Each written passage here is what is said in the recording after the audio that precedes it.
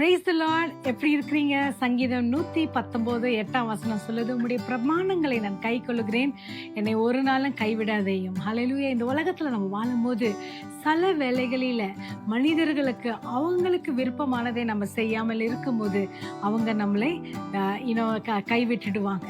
உங்க வாழ்க்கையில மற்றவர்கள் உங்களை கைவிட்ட அனுபவம் இருந்திருக்கிறதா? ஆங்கிலத்தில் அழகா சொல்லிக்கிறது, please don't give up on me. என்னை அப்படியே தள்ளி விட்டுறாதீங்க. ஆனா நான் உம்முடைய கற்பனைகளை நான் கை கொள்ள போகிறேன். இன்றைக்கு ஒரு தீர்மானம் எடுக்கலாமா?